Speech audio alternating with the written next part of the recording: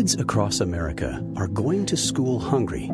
Millions of kids every day. But one simple thing can help change all of this for a hungry child in America. Good, healthy food and the energy it brings. With help from caring people across America, No Kid Hungry is providing healthy meals and hope to hungry kids so they can build better futures. To learn more about ending child hunger in America, go to helpnokidhungry.org today. Every day, we go about our lives driven by routine. Our vision clouded by the very normalcy we take for granted. Countless victims of human trafficking walk among us, invisible. It's time to open our eyes. The Blue Campaign provides a unified voice for those who combat human trafficking, whether it's forced labor, domestic servitude, or the sex trade. Learn what you can do to help by visiting dhs.gov/Blue Campaign. You're listening to WCPT 820, Chicago's progressive talk station, where facts matter and truth always wins. Stay informed, stay engaged. AP News, I'm Marcela Sanchez. A correspondent, Karen Shamus, reports on Palestinians reacting to the news that the first stage of a ceasefire plan has been agreed on. Israel and Hamas have agreed to the first phase of President Trump's peace plan for Gaza. The agreement will see a pause to Israel's assault on Gaza and the release of the remaining Israeli hostages in exchange for Palestinians held in Israeli prisons. Exhausted Palestinians greeted the deal warily on Thursday as a possible breakthrough toward ending Israel's devastating two-year offensive on Gaza. Rabbi Duher from Rafah told the AP he had mixed emotions of happiness and pain because of all the human loss that Gazans endured. Most Palestinians questioned said they wanted to go back to their homes in Gaza. Some, however, had nothing left to go back to but rubble. Israel's military has killed more than 67,000 Palestinians in Gaza in the past 2 years. As UN experts have said, Israel's actions in the territory amount to genocide. I'm Karen Shamas. A federal judge will hear arguments today over President Trump's deployment of National Guard troops in Illinois. Governor J.B. Pritzker and Chicago area officials strongly oppose the deployment. The government shutdown is entering its 9th day. Democrats want subsidies for health plans extended. Trump and Republicans say they will only negotiate on Democratic demands on health care benefits after they vote to reopen the government. And the State Department says it's fired a U.S. diplomat over a romantic relationship he admitted to having with a Chinese woman alleged to have ties to the Chinese Communist Party. This dismissal is believed to be the first of its kind for violating a ban on these relationships that was introduced late last year under the Biden administration. And Joan Kennedy, the former wife of Senator Edward Kennedy, died yesterday at the age of 89. More on this story at apnews.com. This is AP News. The women's college basketball poll is celebrating a half-century of shaping the sport. This season marks the 50th year of the Women's College Basketball Poll, with the AP rankings setting the table. The poll was founded by the Philadelphia Inquirer's Mel Greenberg in 1976, 6 years before the first NCAA tournament. 1995 UConn champion and Basketball Hall of Famer Rebecca Lobo recalls the poll's significance. There wasn't a place where you could go and really figure out who are the best teams in the country. So the AP poll was that place. Former LSU and UCLA coach Nikki Fargas remembers sending faxes and mailings out to potential recruits that showed poll rankings. Lobo says the poll was ahead of its time. Folks who were voting on that were caring long before a lot of people were when it came to women's basketball. I'm Gethin Cool. This is 820 AM, WCPT Willow Springs, and streaming worldwide at WCPT820.com. We are Chicago's progressive talk, where facts matter. Now, your WCPT 820 weather update. From the Weatherology Weather Center, I'm meteorologist Paul Frombley. Bright sunshine expected today, with daytime highs approaching 64. Southeasterly winds 5 to 10 miles per hour. Mainly clear skies tonight, lows dip down to about 47. Overcast skies tomorrow. High temperatures reach up to 67. Sunshine mixed with clouds at times. Saturday with daytime highs approaching 65. 70 Sunday. That's your latest Chicago weather update. Right now, it's 50 degrees. Hey, I'm Mike Slater. My dad passed away at the age of 63. It's out of nowhere. Had a stroke. Super hard, obviously, for the whole family, but my dad had life insurance. This is why I have life insurance for my family, for my wife and 4 kids. And the best place to get life insurance is ethos.com, because you can do it in 10 minutes. And there's no medical exam and no blood test, just a few health questions. Get life insurance in 10 minutes so your family is protected. Ethos, ETHOS, ethos.com/Mike. You're listening to WCPT 820 because facts matter. It's Chew's Views with Richard Chew. Filling in today for Richard Chew. Co-host of the Family Meeting, event planner, and champion for democracy, Michelle Peltier. Good morning, everybody. WCPT listeners in Illinois and everywhere else. Appreciate you being with me here today. Day number 4, Henry. It is Thursday, October 9th. So listen, Monday when I came in, I didn't need a jacket. Didn't need anything. Tuesday, I think, was the raincoat day. Yesterday was a light sweater. Right. Today, it's a jacket. Yeah. it's a jacket. It's a jacket weather. Well, you know, it's time. It's time. We got a little spoiled, though, you know. Anyway, how's everybody doing this morning? I hope you all are well. Before we get started, I just wanted to just kind of mention to you guys that Richard does a really, really good job of talking about things in Chicago, but beyond, nationally, internationally, all of that. And I have focused mainly all week on what's going on here in Chicago, the invasion. So I hope that that's been okay with all of you, because it's bad here. But I don't want to focus on all of the bad stuff. I want to focus on some good stuff too. So we're going to do that today.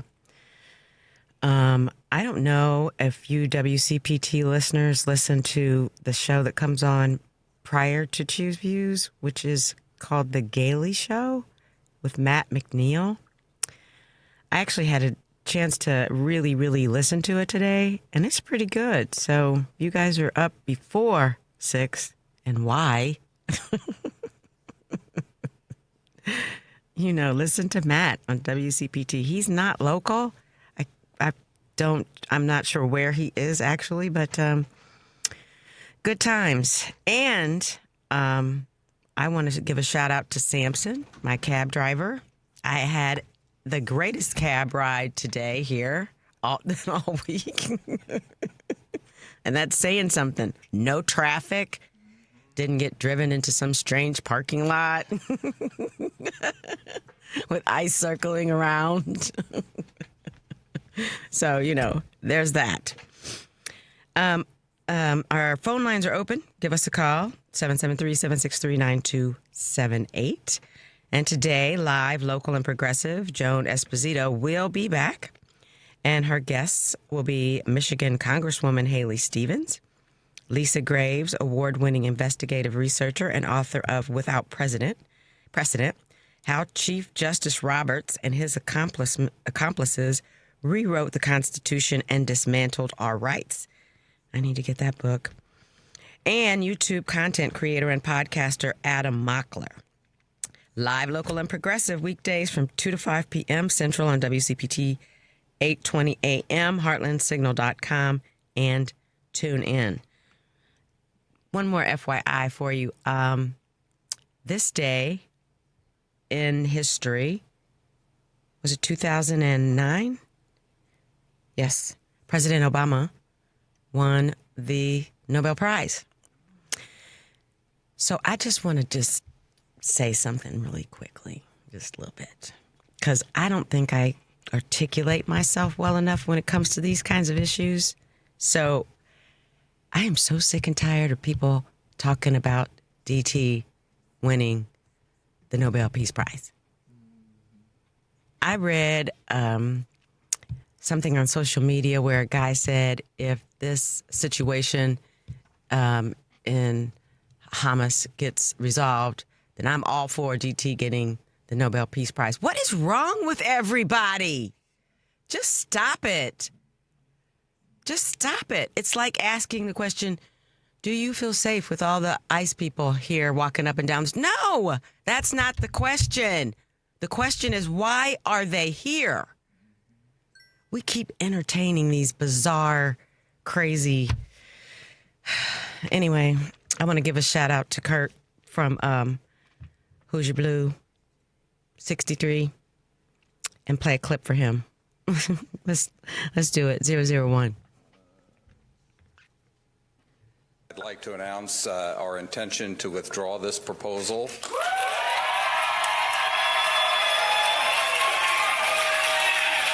I'm in Indianapolis, where Google just pulled down their petition to build an AI data center, preventing the city council from voting on whether to advance the project. We beat Google. For a long time, it felt like we were four people with cardboard swords fighting a monster. But tonight, it shows that people power still reigns. This was do or die. We came prepared to fight with everything we have against this data center, because if they voted it out, that was it. It feels like I'm not going to have my livelihood destroyed. We farm 3 acres, so if there's no water or water contamination, I don't have a business. Residents remain cautiously optimistic, but it's clear that the fight is far from over. This is the same tactic that a secretive tech company used in St. Charles, Missouri, which pulled down their application in the hopes of returning to the community when opposition fades away. I don't trust Google for 1 second. We've been told before that if they withdraw on their own, then they can come back in 3 months. Now we got, again, big tech coming in saying this is a perfect place for data centers, but they forgot to ask Hoosiers. Yeah. And Hoosiers are saying no. All my Hoosiers, I love you all. Keep fighting. This is yet another rejection of big tech secretly inserting themselves into a community,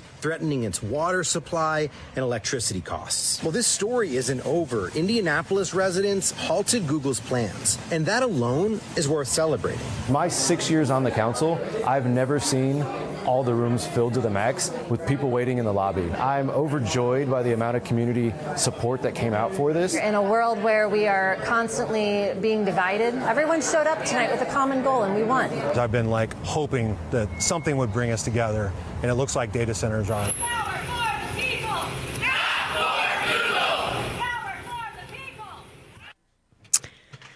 You know, it's important for us to, keep our eye on the things that are happening to us, but it's also really, really, really important to shine a light on some successes, right? I want everybody who can hear my voice to know that your participation matters, and the end result looks like what happened in Indianapolis. So good job. Good job. I know Kurt's jumping up and down about that. Listen, we've got some guests today. I'm really excited about. I have had some wins this week, okay?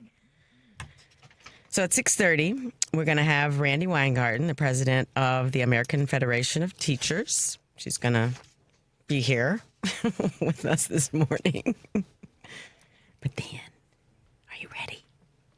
At 7:30, we're going to have the distinguished state representative from Tennessee, Justin J. Pearson. Yay! Thank you. We're going to discuss, among other things, him throwing his hat in the ring to be a candidate for Congress. So I am tickled. I hope that I don't scream at him like I did John Fugelsang. I think it's kind of a different kind of vibe with that interview, but I'll do my best not to embarrass my friend Richard Chu.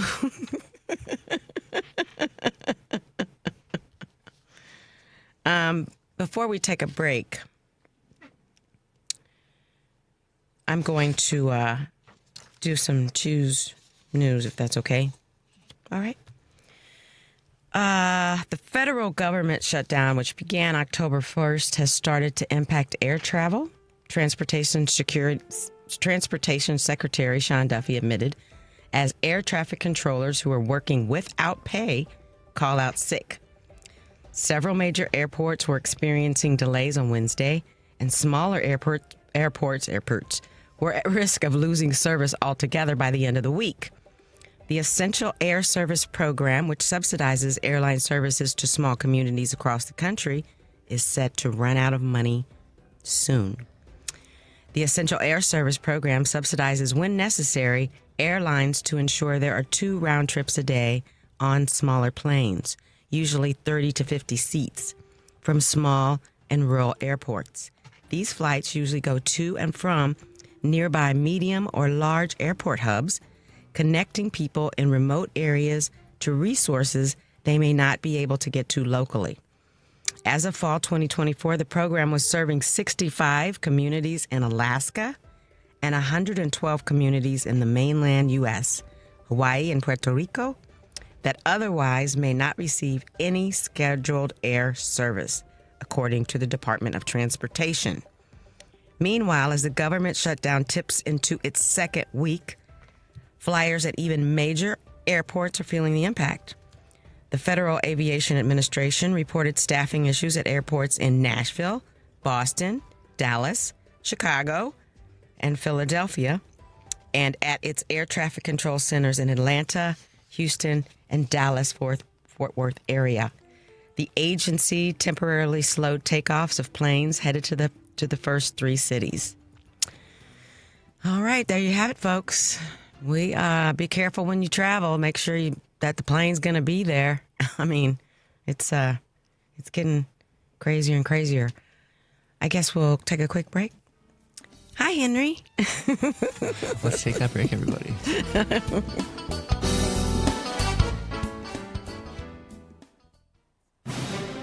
This is a WCPT Veteran Minute.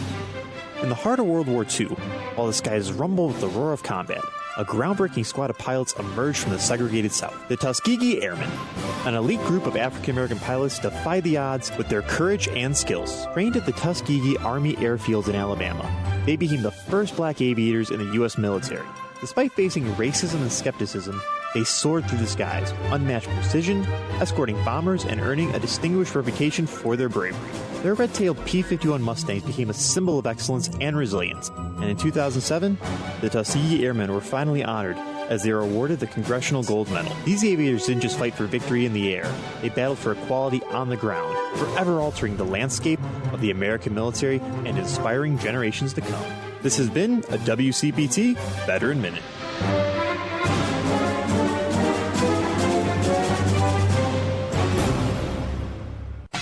You're listening to WCPT 820 because facts matter. It's Chew's Views with Richard Chew on WCPT 820 AM. Filling in for Richard Chew, it's Michelle Peltier. And I'm back. I wonder what Devin's doing today. He does that ad so good. I love it. I love it. I love it. Our lines are open, 773-763-9278. Tonight on Driving It Home, Patty Vasquez. She'll be joined by comedians Nick Griffin and Jimmy Tingle, Reed McCollum, chair of the Democratic Party of DuPage County, and Eiley Krug, transgender activist, author, lawyer, and host of The Illegal Trans Woman on KTNF AM 950, the progressive voice of Minnesota. Her new book is Being Ellen, A Second Chance at Life. Driving It Home with Patty Vasquez, weekdays from 5 to 7 Central on WCPT AM. I'm so intrigued by this cross station promotion. I don't remember us ever doing that before years ago. You know, I'm old. We have a call, but before Naomi, hold on for me for a second. Let's play Governor Pritzker clip 1. States in the last 24 hours called for you to be imprisoned. I want to give you an opportunity. We've seen your reaction on social media, but I want to hear what you have to say back to the President of the United States. Well, let's start with the idea that this is a convicted felon. I mean, think about that, who is threatening to jail me. I got to say, this guy's unhinged. He's insecure. He's a wannabe dictator. And there's one thing I really want to say to Donald Trump. If you come for my people, you come through me. So come and get me. I don't know if any of you actually saw the video that accompanied that. Okay, he crossed his arms across his chest, honey. He's like ready to go. I love him so much. No, same. Absolutely. I think that coincides with what Naomi wants to talk about. Good morning, Naomi. Hi, Michelle. Nice to talk to you. It's good to hear your voice, my dear. What's going on? Well, I have some... what's going on is very serious. Do you mind if I talk about what's going on? I don't mind it. I don't mind at all, as long as you keep it clean. Okay. Okay, no, I'll keep it clean. I hope. I know, it's hard. Oh, by the way, before I start in the serious stuff, I think he does deserve an award, don't you? I think it's the Ig Nobel Award. Just pop it. Yeah, whatever. Okay. I don't want him to get any recognition for anything. You know what I mean? I want him to just go away. He deserves the Ig Nobel Award. By the way, before I start, too, do you know who else has a Nobel Award next door to us in Mexico? Who? The female president of Mexico. Oh, she's an environmental engineer. That's right. Mm-hmm. That's right. Thank you for reminding me. Yeah. I think that's what makes him really jealous, too, that woman has an award. Well, come on now. A black man and a woman get it before him. He doesn't have to do anything. Don't you know that? If he could recreate it himself like he did the Time magazine cover. Anyway, now, I figured this out just today. But maybe everybody else figured it out already. But what we're dealing with is not a government. It's a criminal enterprise. Mm-hmm. Those people are not agents. We should stop calling them agents. They're criminals. They haven't been sent to. When you tell them you have a passport, they don't answer you. They just slide you on the floor. Mm-hmm. They're not agents. No, it's not that they don't care. They're white nationalists. Naomi, I think that's a good observation. They are criminals. Yep. Because they're breaking the law for real. That's right. We need to stop calling them agents. Yeah. They're breaking they're sent to break the law. They're not answerable to anybody. When you say, I have my papers, they don't care. Nope.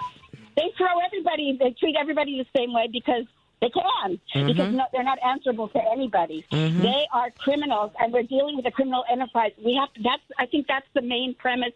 We have to change our perception of what's going on. Mm-hmm. We need to put it in the right place, okay? Once we do that, this is what I decided. Tell me what you think. Do you have a minute to go over a couple of things with me? For you, yes. Okay. So when I figured that out, I thought, I know what needs to be done now, and it's very, very hard, I think.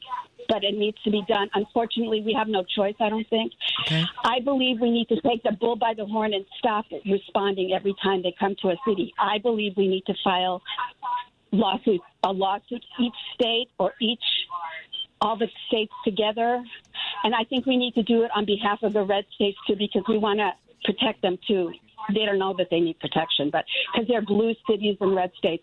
What I believe, either the states file them separately or each municipality separately on the same day.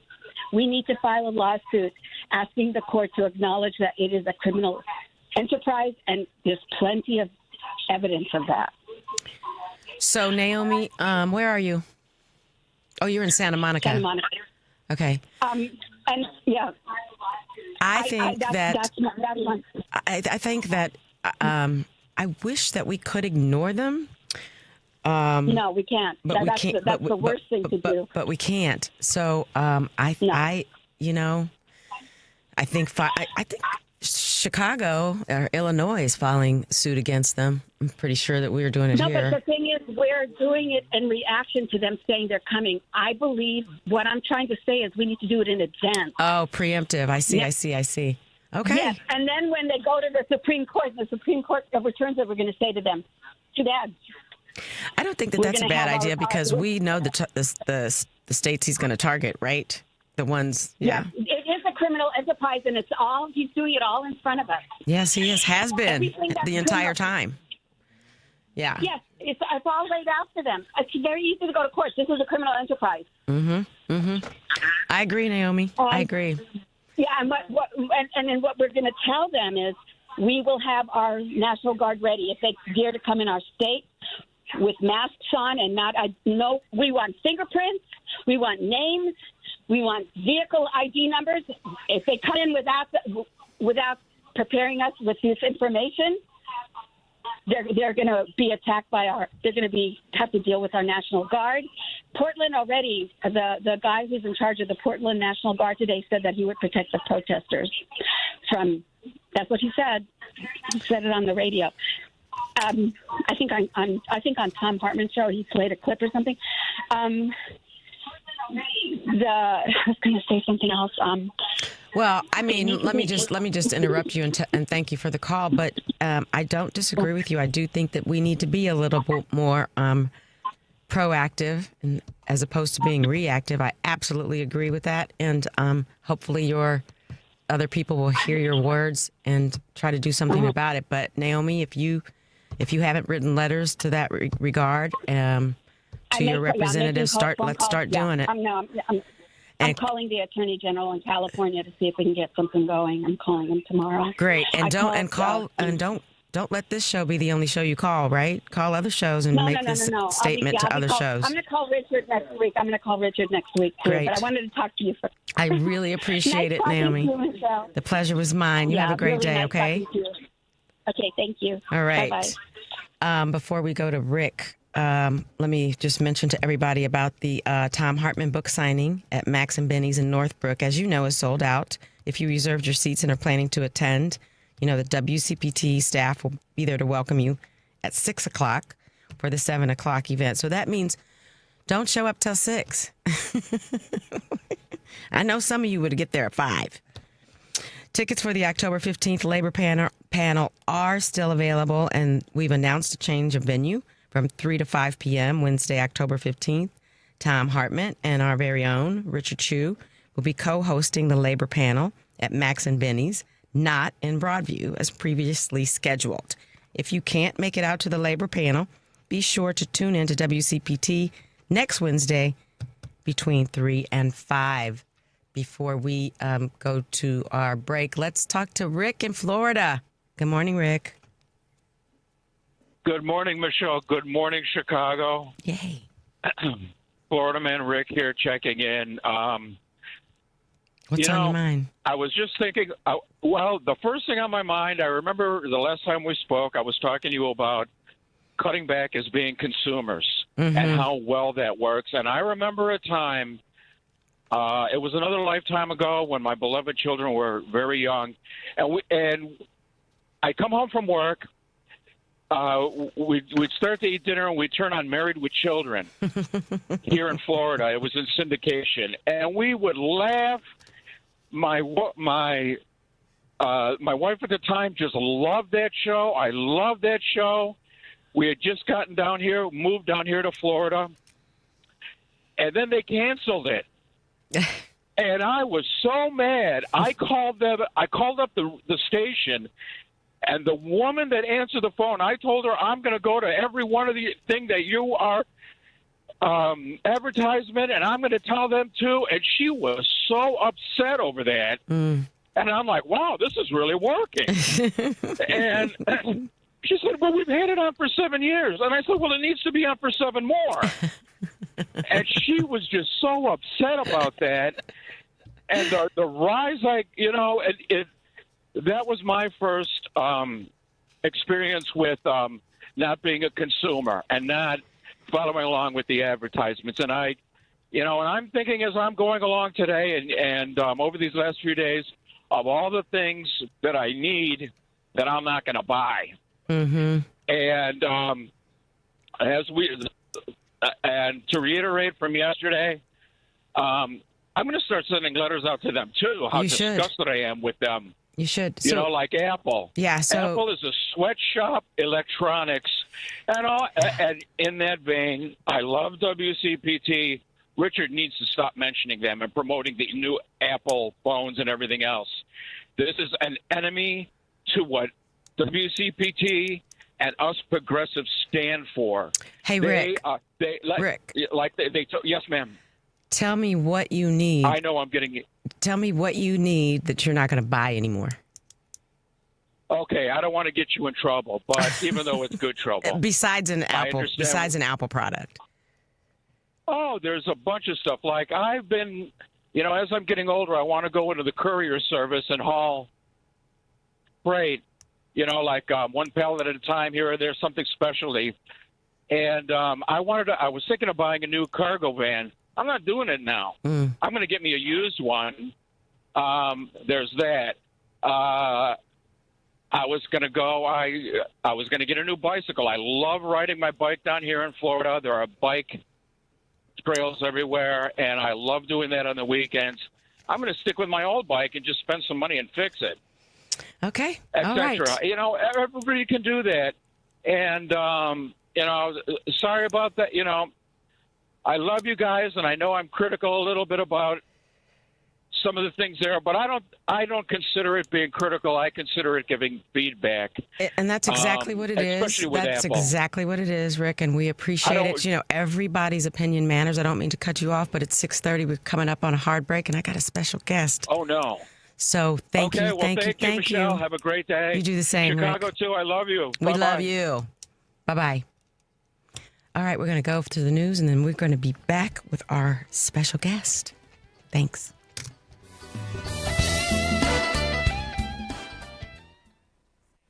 While retinitis pigmentosa takes Mark's vision, his family gives him hope, whether at the family business or at home with his wife and sons. He knows he's not fighting alone. For 50 years, the Foundation Fighting Blindness has funded research into treatments and cures for blinding retinal diseases, providing hope to people with vision loss. And for Mark, winning the fight means being there for his family. The Foundation Fighting Blindness. Together, we're winning. Help us end blinding diseases at fightingblindness.org. Protect your home and auto by bundling them with Progressive, and you'll have a little less to worry about. But we know you'll find other things to worry about. Like that text you just got from your boss. Hey, call me when you get a sec. Hey, call me when you get a sec. Hey, call me when you get a sec. Oh, hey, call me when you get a sec. Yeah, this is bad. Oh, well, at least you protected your home and auto with Progressive, so you don't have to worry about that. Progressive Casualty Insurance Company affiliates and other insurers not available in all states. You're listening to WCPT 820. Here's the latest Chicago weather update. From the Weatherology Weather Center, I'm meteorologist Paul Frombley. Bright sunshine expected today with daytime highs approaching 64. Southeasterly winds 5 to 10 miles per hour. Mainly clear skies tonight, lows dip down to about 47. Overcast skies tomorrow, high temperatures reach up to 67. Sunshine mixed with clouds at times Saturday with daytime highs approaching 65. 70 Sunday. That's your latest Chicago weather update. Right now, it's 50 degrees. Alexa, play WCPT. WCPT from TuneIn. It's Chu's Views with Richard Chu. Filling in for Richard Chu, it's none other than the one and only Michelle Peltier. I wonder if I'll ever get tired of it. It just tickles me. Welcome back, everybody. You can listen to Choose Views live weekdays, as you know, from 6 to 8 a.m. Central at 8:20 a.m. on TuneIn from heartlandsignal.com, or watch the live video stream on Facebook and YouTube. The Credo mobile phone and text line is 773-763-9278. And WCPT listeners can now get 25% off for 2 years of Credo Mobile with the code WCPT25. Credo Mobile is a progressive phone company that is better for all people and the planet. Visit credomobile.com. All right. Are we ready? I think our special guest is here. So let us welcome Randi Weingarten, president of the American Federation of Teachers. Good morning, Randi. Good morning. How are you? I'm good. How are you today? I'm good. Glad to be in Chicago. You got a lot going on, I see, huh? Yeah. Well, but so does the country, and so does the city. So This is true. Yeah, you're here at a hot time. Let's not waste any time. Let's talk about. I'm really fascinated. I want to hear about your book. Why Fascists Fear Teachers. And I did really, I was at the CTU last night, and we did a book talk, and I'm doing another book talk today at one of the synagogues in the region. But look, I think that there's been some blinking red for months now, and I wrote the book for two reasons. I finished the manuscript a few weeks after the November election last year. A book doesn't get published a minute after you finish the manuscript, Right. But I was really struck last year when both General Milley and General Kelly raised warning signs about whether or not our way of life and the way in which we govern ourselves was deeply at risk because of who Donald Trump was and is, and saw that, the powers that be in this country, who should know better, basically scoffed at it. Remember the Los Angeles Times and the Washington Post, pulled their endorsements of Harris. Remember there was just this, that instead of seeing the warning sign as a way of saying, okay, we can have differences on issues, but this is our way of life. So right. I thought that was very that was very troubling to me, because it said that people didn't know what fascism was. And so I had made the decision already to, describe authoritarianism and fascism without labeling anybody, because I didn't want the whole conversation about the book to be, is he or isn't he? Right. But I thought that warning was really important. And the second piece that I wrote the book was because who are the antidotes? Who are the heroes in the country who try to actually create a society that can congeal together, who can try to help kids have the kind of skills and knowledge they need to navigate the world and to, have their own promise of America? And that's school teachers. And what happens to school teachers?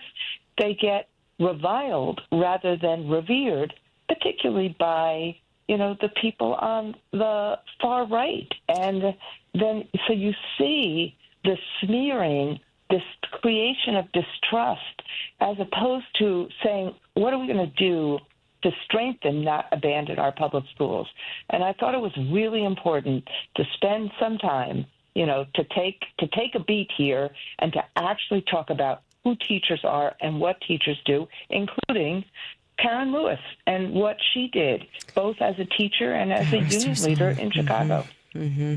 So that's what the book is. And when I speak with parents or teachers in particular and talk to them about what we're trying to do, people came up to me last night, and because I like book signing, because I like to hold the hand of people who want to come up to me and say, thank you for what you do. We don't have enough hope and enough faith in each other in this country right now. And I blame, today Trump gets a bunch of credit because of what happened in terms of, see if we finally have peace in the Middle East. But the environment that has been created, what is happening here, pepper spray at clergy, taking a mom who's going to a grocery store, zip-tying children, threatening to jail a mayor and a governor. This is not America. So I think the warning signs were apt, and we're now at a 5-alarm fire. So, Randi, let me ask you this, because there was a slow buildup, I think, just from my perspective, the last few years, of this demonization of education and teachers specifically. And it was, our teachers are the lifeblood of the country, right? If you don't go to school and learn something from someone who cares about you and wants you to learn so that you can go out in the world and be a productive, good person, I never understood why it was happening. What do you think the reason is for that attack during these last few years? So I think there's, and look, I think the former mayor, Rahm Emanuel, was complicit in all of this. Basically the closing of 50 schools, the first major teacher strike, happened in literally in a generation, happened in this city because of the way in which he handled and undermined and scoffed. Instead of saying, "Look, we got to do things that make schools better," he wanted to privatize. And so I think, but I think what you see is a different. I think you're right. You see in the last few years a cultural fight against schooling, as opposed to simply a discussion, even if it's heated, of differences of how we teach our kids. And I think it comes down to two things. And frankly, somebody who calls himself a conservative activist, Christopher Rufo, tells us the reason. And what he said in a speech was to get to universal vouchers, meaning universal privatization. Right. To get to that, you have to create universal public school distrust. And in the same speech, he said, and you have to sometimes be ruthless and brutal. So think about, what they do is they have this throw the spaghetti on the wall approach, and see what sticks. Yeah. And see what sticks. So CRT. Yeah. Before he was very proud about how he toxified the word CRT, critical race theory. Now, before he talked about CRT, do you think most teachers in K-12 even knew what CRT was? It's like it's a legal principle that it's a legal analysis. It's what's taught in higher education or in law school. Derek Bell, the esteemed Derek Bell from Harvard, years and years ago, was the first to say, look at this kind of legal disparate impact analysis about how something that might look neutral on its face actually has discriminatory impact. And Kim Crenshaw, another esteemed professor, used it. It's not taught in K-12. What we should be teaching is critical thinking. We should be teaching the discernment between fact and fiction. And so that was a way of trying to say to parents, oh, it's really scary what teachers are doing, and trying to make it into a cultural role. The same in terms of math, the same in terms of vaccines, the same in terms of diversity, equity, and inclusion. And let me say one more thing about, those words. The second big piece of what American schools do is that we bring together, may I say it, diverse groups of people who may be living in a neighborhood, maybe in the catchment area for a career tech ed school.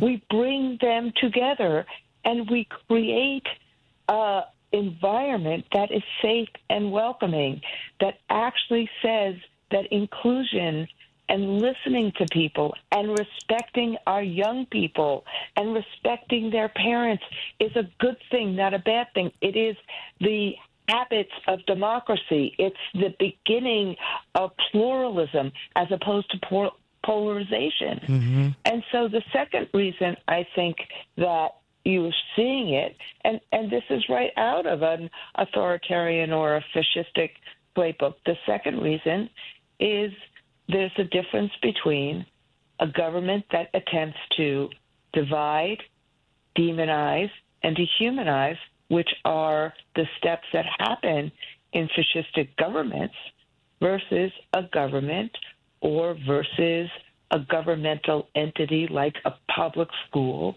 that actually tries to pull people together, that respects people who may be in different places in life, who may be different in life, who may be in different religions, who may be different races. Think about how many people from how many different places in the world go to Chicago's public schools. Yeah. And the habits of democracy and the habits of trying to bring people together to respect each other, that used to be in America our strength. It never used to be. There was a sense from every modern president, other than Donald Trump, used to believe, including Ronald Reagan, that immigration was a strength, not a weakness, that the diversity of our country was a strength, not a weakness. So those are, I think, the two reasons why you're seeing this dystopian negative, the level that is different, the villainization, the dehumanization, the smearing that feels different. I mean, how does a Secretary of State, please, call me the most dangerous person in the world, a former CIA leader? I mean, and that to me was not the worst of what he said. The worst of what he said was when he said, my members teach smut or filth. How dare you? Yeah. Well, How you know, dare DT you? did say that he liked the poorly educated, and there's a reason why he does, right? Because if you don't know anything, you can't speak to anything. Yeah. So it is really a fear of knowledge, and it's a fear of pluralism. It's a fear of society congealing together, even with the tapestry of our differences and how we become a better nation and how we as a nation become more of a fighting force for the promise of America and the promise of how we help all people achieve. And that's what a teacher's job is. Our job is not to teach kids what to think. Our job is to teach kids how to think and have the skills and knowledge so that they do what they want to do in life. That's amazing. I love that. So, Randi, what does the future look like for education, teachers, then teachers union, and our kids, and how we're going to relate to them? What's it going to look like? Look, I think that and this is, again, part of where I wanted to be in Chicago this week. I think, first off, teachers, well, let me say it this way. Public education is not perfect. Right. And we always have to, I mean, by far it's not perfect, but we always have to be striving to strengthen, not abandon our public schools.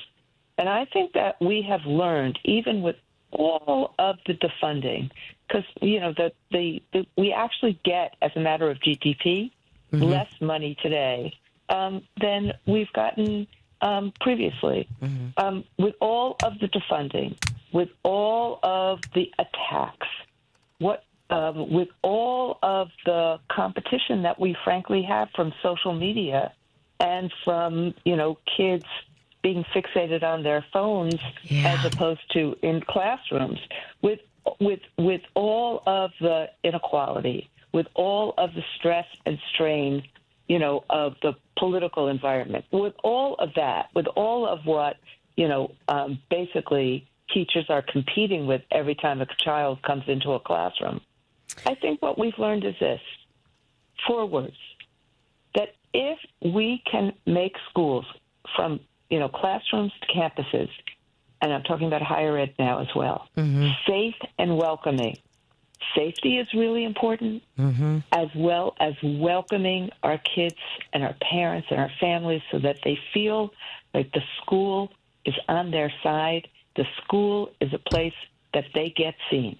So if we can make schools and classrooms, campuses safe and welcoming, and we can make curriculum engaging and relevant, like what I see in career tech ed, project-based instruction, we can do the things that help repair a nation and help kids have the skills and knowledge they need to actually have the promise of America made real. I think those are those 4 words that I would actually think about engaging and relevant, safe and welcoming. We've learned that even with all the Sturm and Drang, we have learned that over the last few years. I've been very, very focused on both care and career, very focused on what career tech ed has done. We've had like a 95% graduation rate for young people that go through career tech ed concentrations, and 70% of them go to college, and many of them get good paying jobs.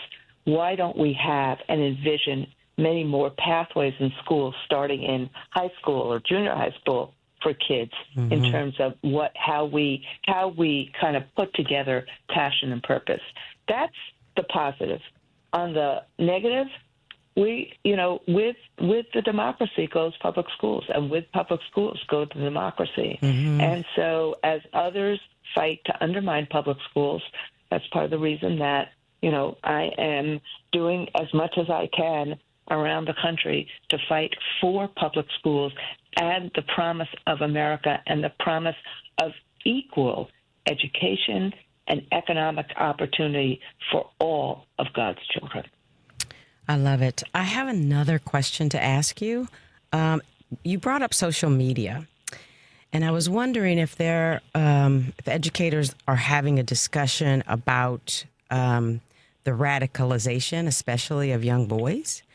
And I'm speaking specifically about the kid that killed Charlie Kirk. He was what they call a groyper. Groyper, and he'd been doing that for many, many, many, many years. And so he had been radicalized at a very young age when he was in school, high school. So I'm wondering if teachers are being taught to recognize changes in children, or, are there conversations about this occurrence, I guess? Yes. There are. So let me just say one thing, which is I'm not sure. I'm waiting. I saw those reports about him being the man who, whether I don't know if he's still been accused of assassinating Kirk, or where the legal proceedings are right now. But I saw those original reports about that, but your point. So let me just say that while I don't want to comment on that because I don't know enough right now, the bigger point I think is a really important point. And you have social media and the way in which the algorithms work, and the way in which the addiction works. It's an addiction. Sure. And it's an addiction to propaganda and to misinformation and to disinformation. And if you've noticed, you clearly from your question, you know this, there's the guardrails, even the minimal guardrails that used to be there, how quickly X and Facebook took those guardrails away, and how TikTok actually never really even had any of those guardrails. And so it is a real problem. And part of the problem is that these companies get immunized by federal law, pretending to be, media companies protected by the First Amendment, as opposed to this is a product that has vast human consequences. Like if this was a car, there would be product liability suits all the time. And it's a product that gets sold, as opposed to them pretending that they are, that they are a media company that gets, that has the protection of the First Amendment. So it is a big problem now. There's what we are trying to do is we try to do what we call digital literacy. We try to do that, and there are some states that have digital literacy courses. So, but this gets back to my basic premise about schooling, which is if you create a safe and welcoming environment where kids are actually focused on what is in front of their lives as opposed to fear and a sense of isolation, then we help young boys see a future for themselves.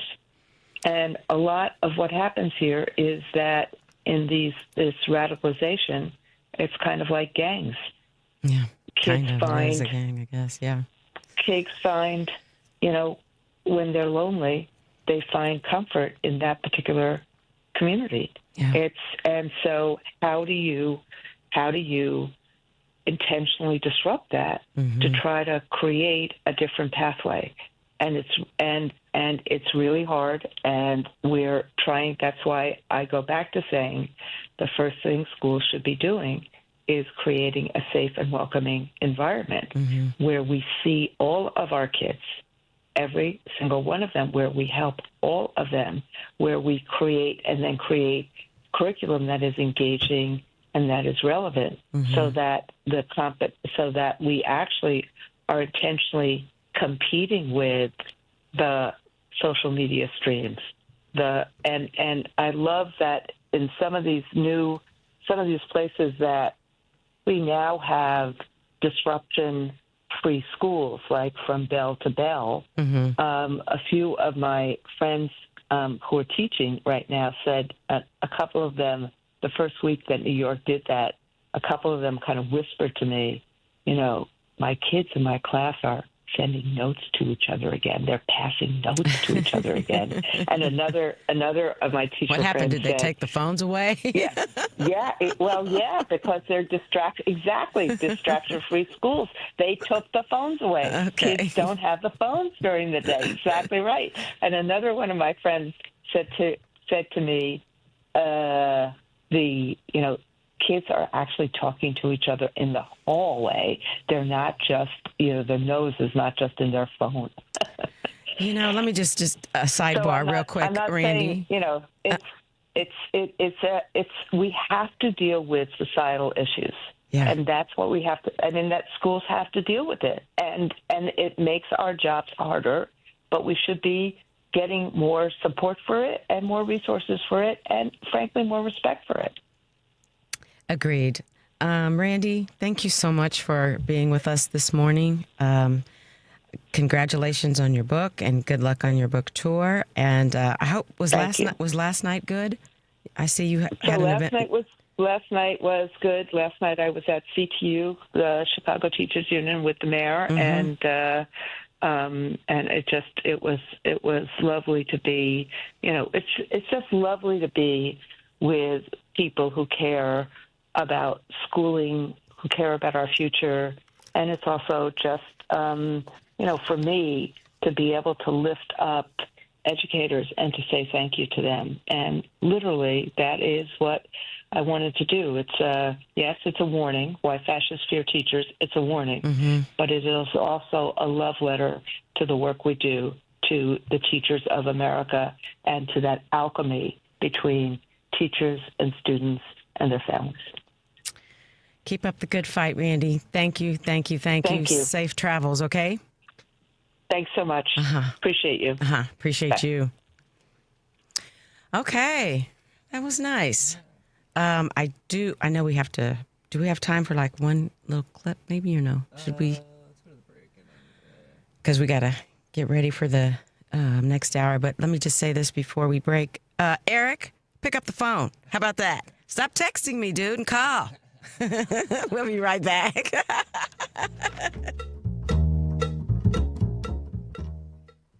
Listen up, fellow timeshare owners. If you're a timeshare owner and you want out at all costs, you're done. Frustrated, tired of wasting money, you don't use the darn thing. Get out now. Hire the best bulldog timeshare cancellation team in the business. Their in-house legal team, headed by a timeshare cancellation lawyer, can help you fight the biggest and baddest companies out there that sell timeshare. At some point, you were using your timeshare, but now you're not, and you're tired of wasting money. Before you go to the poorhouse, Call right now and learn how you can stop the maintenance fees and put more money back in your pocket. Their services cost you a lot less than you think, and you'll save a lot of money over time. Call the Timeshare Exit Hotline now. It's a free consultation. 800-296-0150. 800-296-0150. 800-296-0150. That's 800-296-0150. Check up on health with Chris Whitting. You're shopping in the mall. You turn around and your child is nowhere in sight. Don Wood of Child Watch says you and your child have to have a plan to avoid child abduction. You need that plan. These guys are predators. When they see an opportunity, and when you present them with one, you better make sure that your child knows how to get around it. What we teach them is if you get lost, stay still. Don't leave with anybody. Don't go anywhere. And it's a clear and simple message. It's not try to distinguish anything, try to find somebody. It's don't move, because we know that we lost you within the last 2 or 3 minutes. We will get back to you and find you. And you stay still. And there's no police officer that would make you go with them if you told them that that's what your parent had told you to do. Find more safety rules for kids at childwatch.org. You'll feel stronger for it. With Checkup on Health, I'm Chris Whitting. With Amazon Business, smart business buying tools enable buyers to find and purchase items fast. Free up your teams and focus on your future. Learn more at amazonbusiness.com. AP News, I'm Marcela Sanchez. Speaking with Sean Hannity on Fox News Channel, President Trump says the world has come together around a peace deal for Israel and Gaza. So great for Israel, so great for Muslims, for the Arab countries, and so great for this country, for the United States of America, and that we could be involved in, making a deal like this happen, because it was, many years they talked about peace in the Middle East. This is more than Gaza. This is peace in the Middle East, and it's an incredible thing. The president confirmed he spoke to Israel's prime minister last night. I spoke to Bibi Netanyahu just a little while ago. He called. He said, "I can't believe it." He said, "Everybody's liking me now." Meaning him. He said, I said, more importantly, they're loving Israel again. And they really are. I said, Israel cannot fight the world, Bibi. They can't fight the world. And he understands that very well. Trump also added that Hamas will begin releasing hostages as part of the first phase of the peace plan. The big thing is hostages are going to be released. It's probably, our time would be probably Monday. All audio courtesy of Fox News Channel's Hannity. The government shutdown is entering its 9th day. Democrats want subsidies for health plans extended. Trump and Republicans say they will only negotiate on those health care demands after Democrats vote to reopen the government. At a news conference, Mats Malm, the permanent secretary of the Swedish Academy, says Hungarian writer Laszlo Krasznahorkai has won the Nobel Prize in Literature. For his compelling and visionary oeuvre that in the midst of apocalyptic terror reaffirms the power of art. The winner of the Nobel Peace Prize will be announced tomorrow. More on this and other stories at apnews.com. This is AP News. AP's Lisa Dwyer reports on a looming deadline for journalists who cover the Pentagon. Journalists who cover the U.S. military are heading towards a showdown with Defense Secretary Pete Hegseth. At issue is whether to sign a statement acknowledging new restrictions on their jobs or risk being thrown out of the Pentagon. The deadline to sign is next week. New policy was issued 2 weeks ago that imposes strict limits on where reporters can be without an official escort and includes a restriction that journalists not report on any news, even if unclassified, without official approval. The Pentagon is now saying that it cannot block journalists from reporting news, but that it can revoke the credentials of reporters who ask anyone in the Defense Department for information without an official okay. I'm Lisa Dwyer. And I'm Marcela Sanchez, AP News. This is 820 AM, WCPT Willow Springs, and streaming worldwide at WCPT820.com. We are Chicago's progressive talk, where facts matter. Now, your WCPT 820 weather update. From the Weatherology Weather Center, I'm meteorologist Paul Frombley. Bright sunshine expected today with daytime highs approaching 64. Southeasterly winds 5 to 10 miles per hour. Mainly clear skies tonight, lows dip down to about 47. Overcast skies tomorrow, high temperatures reach up to 67. Sunshine mixed with clouds at times Saturday with daytime highs approaching 65. 70 Sunday. That's your latest Chicago weather update. Right now, it's 50 degrees. Powerful stories, dazzling nights. Experience the new season at Lyric Opera of Chicago. From Puccini's Madama Butterfly to Cherubini's Medea and Mozart's Così fan tutte, every night is filled with breathtaking music and inspiring theater on Chicago's biggest stage. Whether you're new to opera or a longtime fan, Lyric has something for everyone this season. Tickets start at just $47. Visit lyricopera.org today. Chicago's Progressive Talk, WCPT 820, where facts matter. Welcome to Choose Views with Richard Chew. Get ready to dive into a world of insightful conversations and thought-provoking discussions. As progressives, our job is to have an all-inclusive, full-on assault with all of our players. A show that will focus on moving our political, social, economic, gender, and cultural conversation forward. And all of our players means all of our players. It's Choose Views. And now, here's your host, Richard Chew. Filling in for Richard Chew this morning, it's Michelle Peltier. He's got a different voice for each one. Welcome back. 773-763-9278 is our number. Our lines are open. Feel free to give us a call. You're stuck with me one more day, but I'll have two good guests tomorrow. I'm very excited about them, too. One will be Carol Daniel, host of the Listen St. Louis podcast. Full disclosure, she's my BFF. And, of course, we're going to have my girl here, Karen Byrne, from the True Blue Politics podcast. Love her. You can always listen to Choose Views from 6 to 8, Central at 8:20 a.m. on TuneIn from heartlandsignal.com, or watch the live video stream on Facebook and YouTube, and listen to us on call us on our sponsored text line. Credo mobile phone and text line is, as I mentioned, 773-763-9278. And all WCPT listeners now get 25% off for 2 years. Come on now. Can't beat that. That's a bargain. That's a bargain. So listen, I'm going to play a couple more clips. Our first hour kind of went by really fast. We played a clip from our governor, and I want to play clip 5 with our mayor.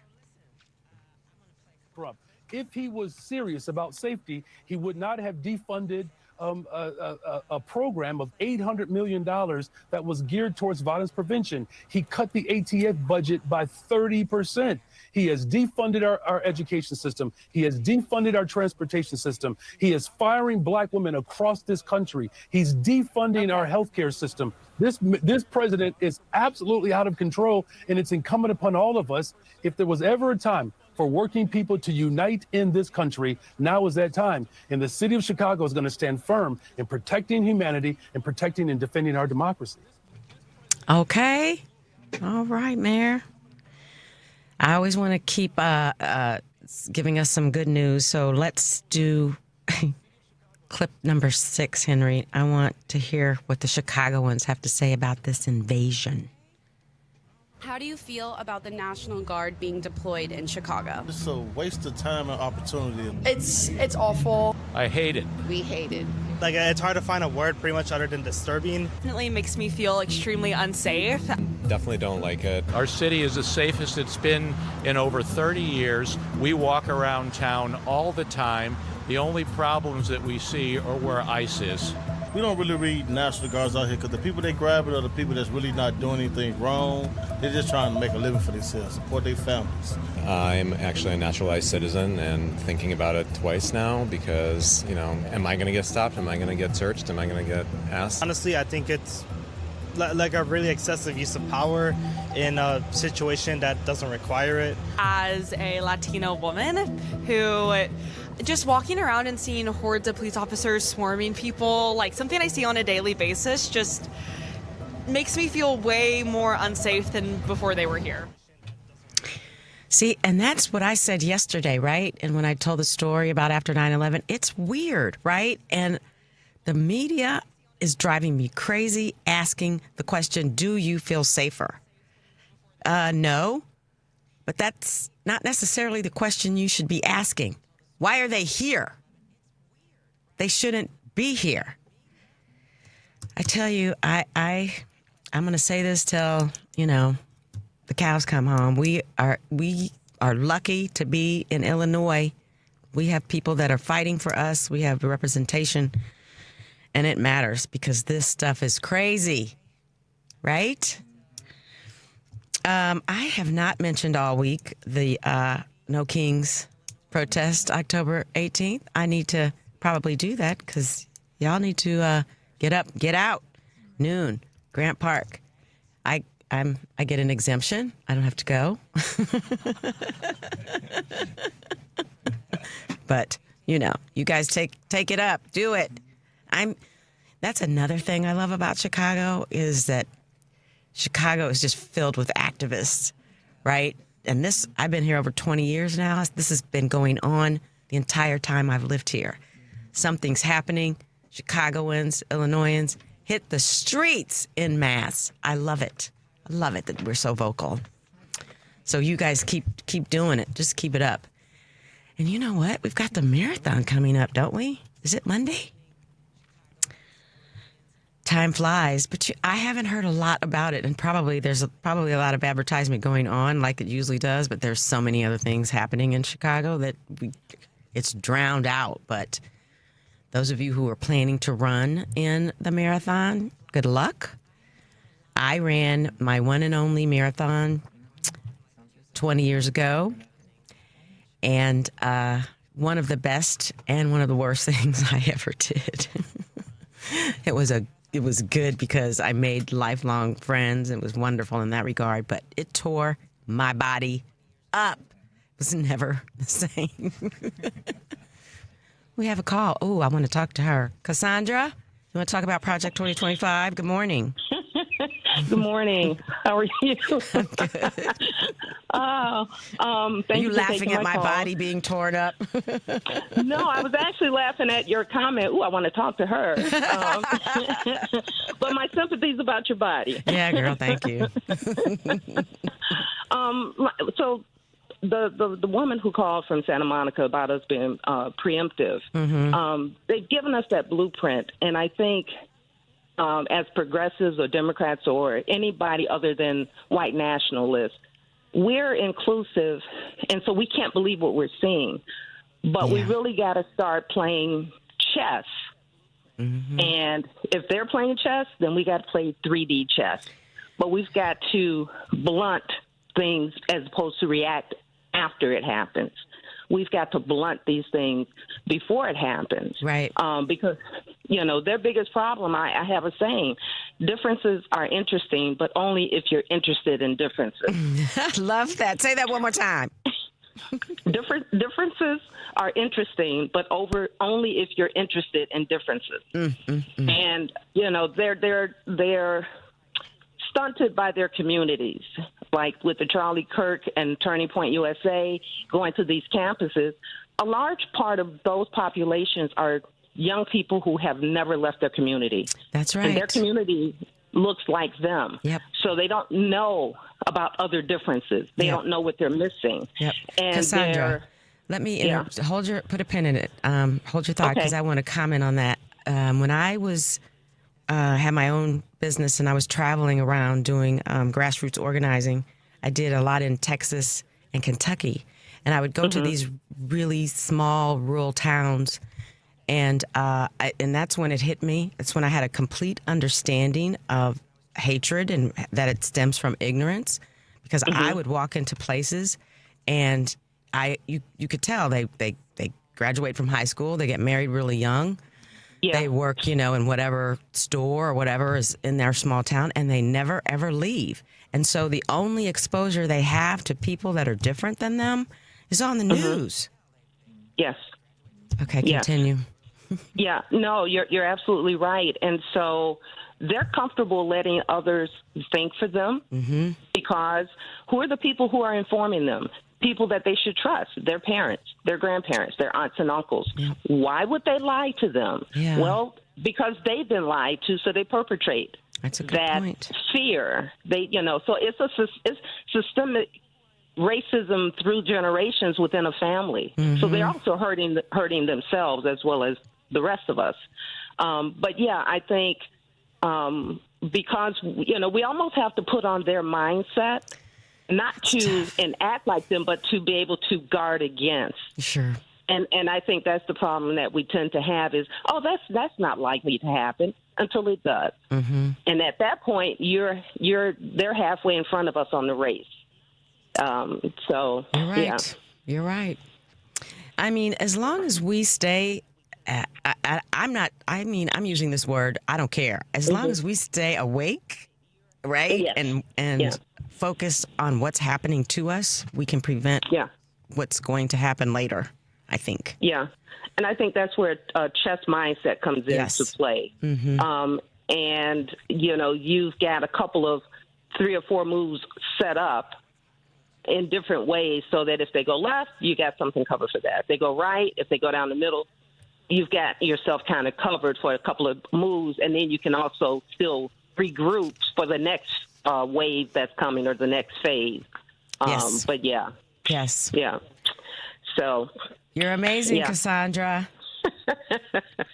Well, I thank you for filling in for Richard again, and it's always my pleasure. I have so much fun. I don't know how he does this like all day, every day. Not all day, but like for weeks and weeks at a time. Right. Yeah. But he's so good at it. But I'm really honored that you guys listen to me and hang around until he comes back. And I really appreciate the call, Cassandra. I do. All right. Well, hey, I appreciate everything that you, Henry, Devin, and everybody else in that morning program show are doing. It's been about a year now since I tuned in, thanks to a coworker. Oh, that's cool. Right. And I haven't regretted it. And so. Do you listen to the family meeting on Sunday? I caught it once randomly because I was out in my car and I turned and I was like, that voice sounds familiar. And I'm tuning in. What times are you on? We're on Sundays from 4 to 6. Oh, 4 to 6. Okay. Yeah. That's Central Time, 4 to 6? Yeah. Oh, okay. Yeah, okay. I would love to hear you call in there. I'm Eric, the host of the show. I'm the co-host. I'm not really. I'm the sidekick. He would love to talk to you, I'm sure.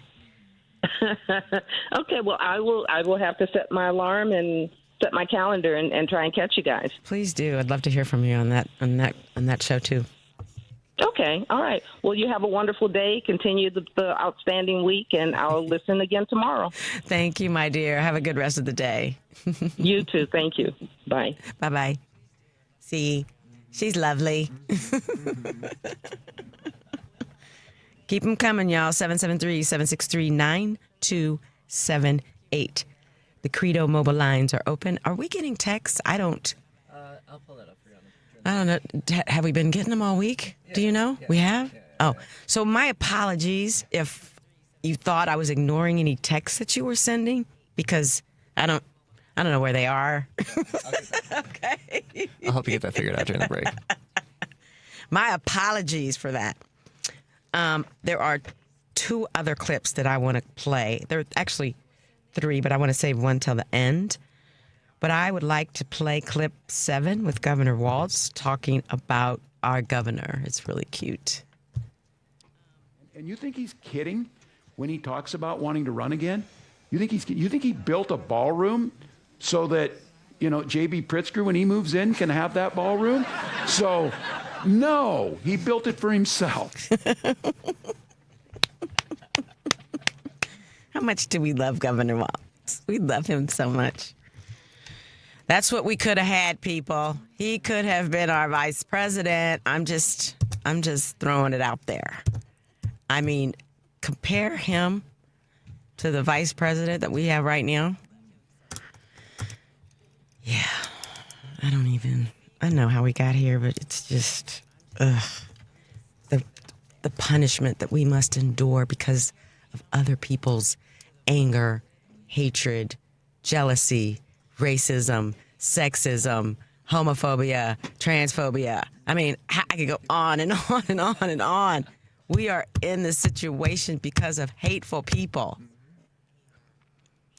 But goodness wins. Love always wins. But we're going to have to go through some changes because we are rising up. So let's hear from my girl, Rosie, clip 8. Hate anyone more than you hate Donald Trump? No. Why do you hate him so much? Well, he's a liar and a fraud and a fake. And if you grew up in New York, you knew that.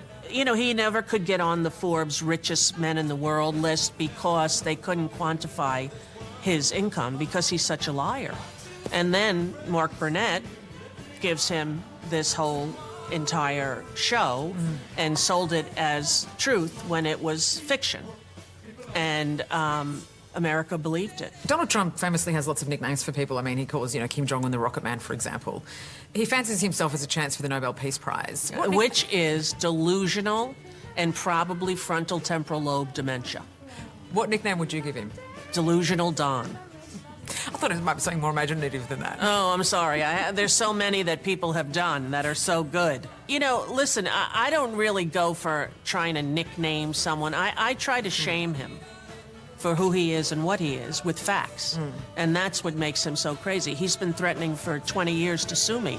You can't sue someone who tells the truth about you. You heard what she said.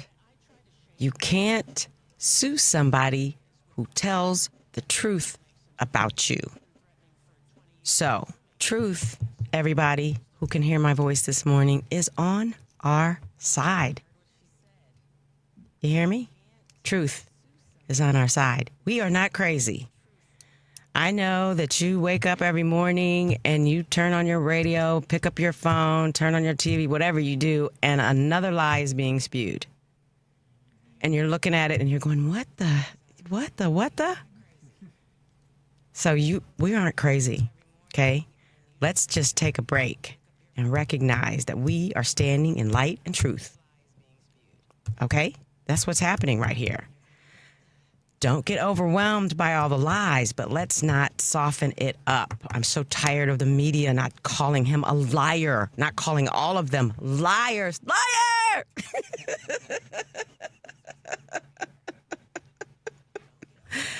Oh, Henry, let's take a quick break because I'm getting ready. I'm sweating now because I'm angry. We'll be right back. 773-763-9278. Give us a call.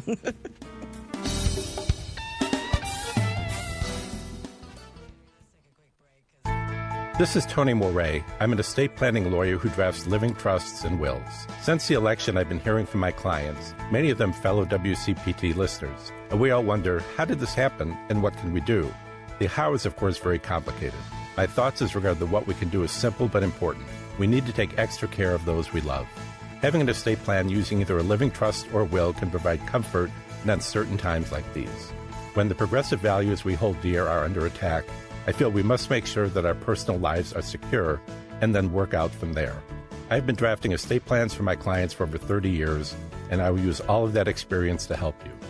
Please call me at 847-996-0496. My website is moreylawoffice.com. That's Morey spelled M-O-R-E-E. Again, the phone is 847-996-0496. There is no cost or obligation for our initial discussion. I look forward to speaking with you. Because facts matter. You are listening to WCPT 820. Shoes Views with Richard Shue.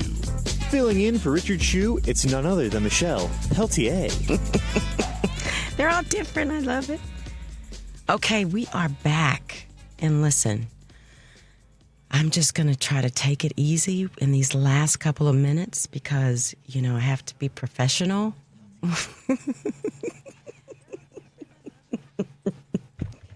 For this next interview, even though I could be his mother.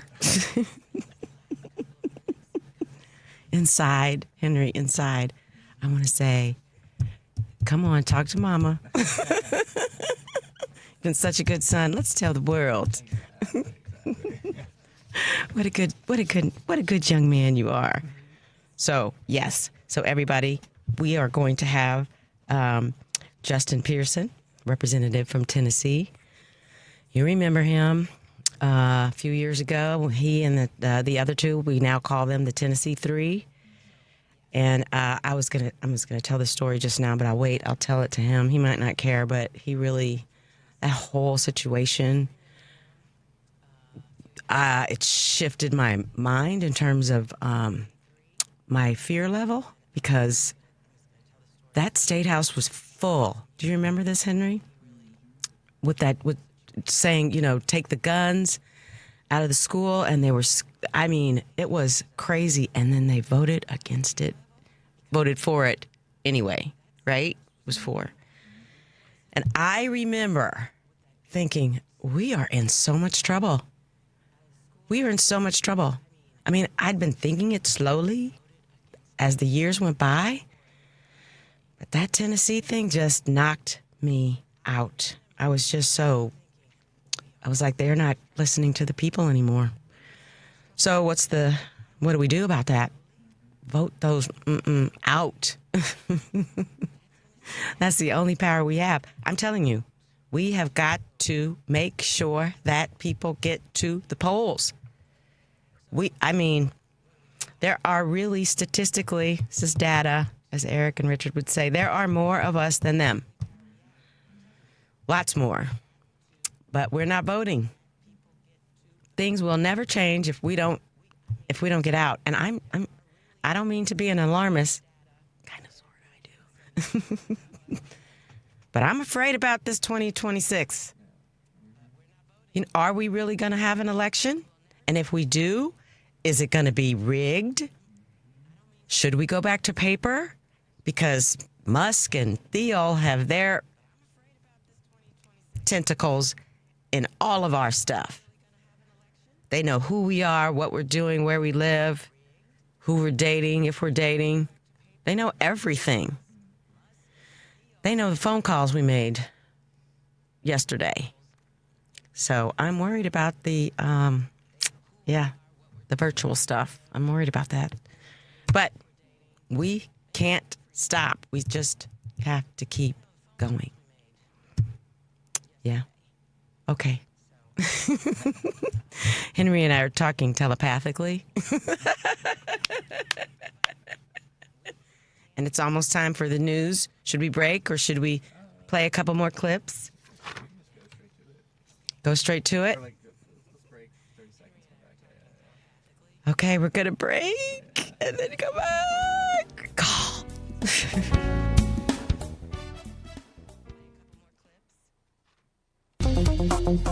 From the Weatherology Weather Center, I'm meteorologist Paul Frombley. Bright sunshine expected today with daytime highs approaching 64. Southeasterly winds 5 to 10 miles per hour. Mainly clear skies tonight, lows dip down to about 47. Overcast skies tomorrow, high temperatures reach up to 67. Sunshine mixed with clouds at times Saturday with daytime highs approaching 65. 70 Sunday.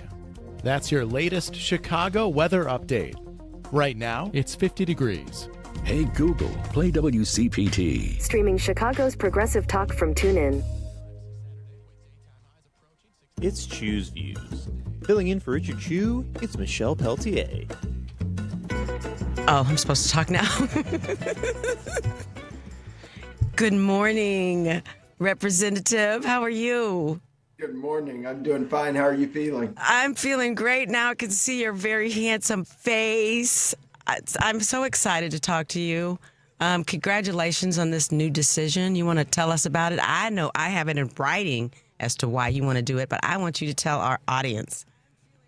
Absolutely. So I'm Tennessee State Rep Justin J. Pearson, and I am running for the United States Congress. I think in this moment in time where even our own city is under military occupation, I know folks in Chicago are facing this threat every single day from this administration. Mm-hmm. It's a recognition that in this moment we have to stand up, we have to speak up, and we have to have people who are going to fight back and to fight for our communities. And our slogan here is, it's about us. It's about each and every one of us being able to live the lives that we know we deserve to live, but have not been prevented from being able to live due to economic strangulation and inopportunity in our community. So you became an activist very young, at 15. I mean, tell me what. I mean, I know the story because I'm reading it, but I want you to talk about it. But what about it in you in 15 thought I can make a difference? Well, look, my dad was fortunate to go to Howard University for his master's, and we lived outside of D.C. in Northern Virginia for a few years.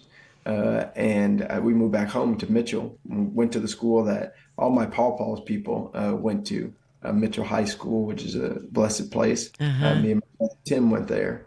But going to the school, I realized in the first 9 weeks, we hadn't been given textbooks in all of my classes.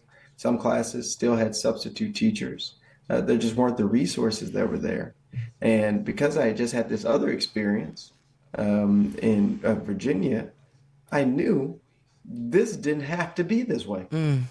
And so I told my parents, I said, I want to go to the school board and tell them, look, we don't have the resources that we need to go to college, to go to these institutions and these places that you all are saying we're supposed to be college bound for and all those things, but we don't got the resources. And so I did. At 15, we waited 5 hours for public comment to happen. And I spoke and said, there's no way we're going to get a college degree. And I lifted up my mom's college degree without textbooks. And I had the only textbook that I had at the time was a geometry book. And the next 2 days, 2 18-wheelers worth of trucks came unloading thousands of textbooks, all with Pearson written on the side. Wow. Well, that was your affirmation, right? That you can change anything as long as you're vocal about it and positive. You have to go, show up, speak up, and change is possible. And I kept that mentality. I was just a kid advocating and speaking up. Probably didn't even use those words, but just saying, look, something's wrong. And you all are the ones responsible for fixing it. Yeah. That's the same message that we have now. Something's wrong in our democracy. Something's wrong with the affordability crisis that we have. Something's wrong with, 1 out of 3 kids in our district living in poverty. Something's wrong. And we need to go to the places that are responsible for doing something about it. Let me tell you something. When you said that your dad went to Howard, I understood completely why you are the way you are. One of my good friends and the host of Family Meeting is a Howard grad, and I've learned so much from him, and I see that his perspective is so different because he went to an HBCU. I don't live with regrets, but if I could change anything, I would go to an HBCU for sure. I mean, it builds you up in such a way that as Black people, I think we all need to have it. So, I agree. May I call you Justin? Absolutely. Justin's fine. Tell me about the difference you want to make when you go walk the halls of Congress. Yeah, I think one of the big things that we're going to bring differently is our perspective. Look, we have people in office, and even now the current incumbent, who is not proximate to the pain of our community. That's what I was wanting to ask about, too, the difference between the two of you. You got a multimillionaire, 80-year-old man saying that he understands poverty. And maybe from a book or research paper, but you don't and have not lived it. You don't know what we're actually going through. You don't know that, to go get a lemon costs nearly $1. Oh, I know. It's nearly impossible for regular folk to be able to make it in this economy. And all these millionaires in Congress now, they're talking about, I'm not going to take my check during the shutdown. Well, you don't need a check in the first place, right? Like y'all been trading stocks and making billions while you've been in office. Yep. So no, you shouldn't be getting a check. You're supposed to be donating that to a charity anyway. But we have unproximate people trying to solve problems that only people who are close to the issues can solve. Yeah. We know the experience of democratic deprivation from the inability to be able to vote because our ancestors didn't know how many bubbles were on a bar of soap, to the state of Tennessee disenfranchising 21% of Black and African American people with felon disenfranchisement laws and creating no pathways for them to be able to get accessibility to the ballot ever again for the rest of their lives We know what this looks like and the consequences. And that if you're proximate to that pain, you realize the only way we make the promises of America more possible for us is by being in the ring and by advocating in a way that pushes legislation forward, but also realizes that the job don't start and stop when you get on and off the plane in DC, that you've got to organize in the community. You've got to build power here with your unions. You've got to build power with the social justice organizations and the neighborhood associations. And some folks, they get the position and believe it's theirs. And they forget that it all belongs and it's not to the them. people's, and it's really ours, right? You're working for us. We pay your salary. I think that's, if I may interrupt you briefly, I was talking about what happened to create the Tennessee 3 and how that whole event just kind of made a shift in me because I was so disturbed by it, because all of these people were in the rotunda with you guys and they still cast the wrong vote. I realized then, and I had been coming to it for a little bit, that our representatives aren't listening to the people anymore. How can you have a whole building filled with people wanting you to vote one way and you vote the exact opposite? So I'm so proud of you. It's not an easy gig, but your energy, your intellect, I know you're going to be amazing. I believe it. I want to also ask you, what are you hopeful or are you afraid about this upcoming election? Yeah, it's both. Yeah. For me, right? I'm hopeful that we are awakened to the reality of the destruction of democracy and the rise of authoritarianism. I'm hopeful that we are paying attention to the abuses of power by this administration in just 9 months and the destruction and chaos that they have rained on this country and the world, kidnapping people, sending them to other countries, taking away SNAP benefits for millions of people. I am hopeful that we are seeing our voting and our participation does have consequences, and our lack of voting and our lack of participation also has consequences. But if you do not go to the polls, if you do not advocate to people who can vote to go to the polls, somebody is going and they are making decisions for you. Now, if you believe somebody else can make a better decision for your life and for your future than you, then sit it out. But if you believe you are the best judge of the way that this country needs to go, then you've got to be in the ring. You've got to be engaged. You have to participate. Because what you mentioned there is just 100% correct. They don't view their constituency as the people. Their constituencies are corporations. And they are operating in the ways that corporations want for them to, regardless of the impact that that's going to have on us. So the same people who are hiking up the prices in the grocery store are the ones that are funding their campaigns. The same people whose interest rates, if you're going to buy a car, it's going up, is the same ones funding these people who are in elected offices, campaigns. It's all very much interconnected. Yes. But we have to be realistic when we see a military occupation of our city, like we're seeing in Memphis and DC. In Chicago. They're here too. Right? Yeah. With Black Hawks descending on a neighborhood in Chicago. Yeah, right? an apartment building. Not a joke. Zip tying the kids, putting them in cars without their parents. I mean, terrifying, traumatizing, awful. No rights. Yeah. Burning the Constitution.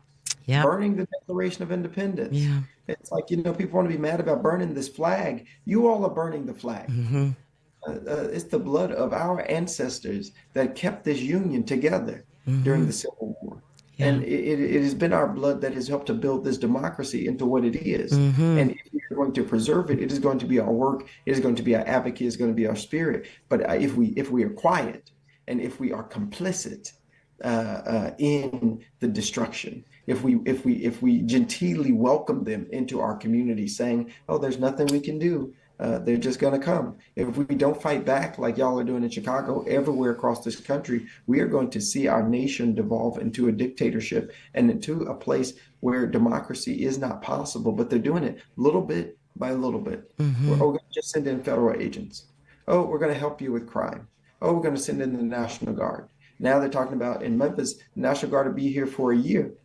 Well, isn't that interesting? Right? Almost, that's very close to the election. Yeah. Next November. And so we need to pay attention to what's going on. Black-led, Democratic-led cities being targeted by an authoritarian, wannabe, white supremacist dictator president of the United States. He's not going to white communities. Yeah. So Atlanta is next. Yes, for sure. For sure. Governor, just like Tennessee. Mm-hmm. New Orleans is next. Republican governor, just like Tennessee. They know what they are doing. And if we appease them at all, we are going to suffer because of it. Yeah.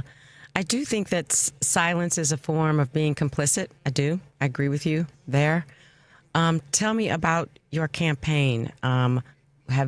Where are you so far in this process? Yeah. So we had our campaign launch announcement yesterday. I saw that. Yay. Yes, it was amazing. And this Saturday, we're having a huge rally. And you all can go to my Instagram at Justin J. Pearson at 1 p.m. This Saturday and join us virtually in person. If you want to drive from Chicago, it's just 8 hours. Just 8 hours. Just 8 hours. Nothing too bad. To our rally as we kick this thing off. And we're going to win. I'm confident in people power. He has over $1 million already from corporations. Nearly $2 million from corporations funding his campaign. I imagine they're going to come and to his rescue. He's independently wealthy, again, a multimillionaire, so he's going to invest some millions into this race. And so we got to raise money, right? We're doing a lot of fundraisers. Go to votejustinj.com. All money is helpful, $5, $10, whatever people got, because I think a grassroots campaign to topple the status quo is what we need in this moment in time. And you said something that was so beautiful and profound that I hope folks really, really catch on to. There are more of us, no matter how you calculate this thing.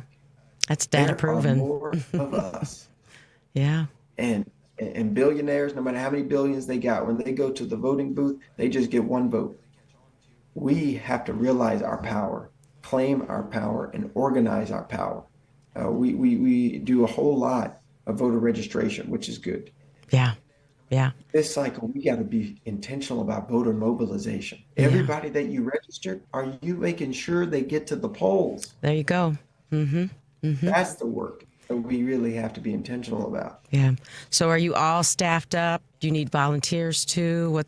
Come on, tell us.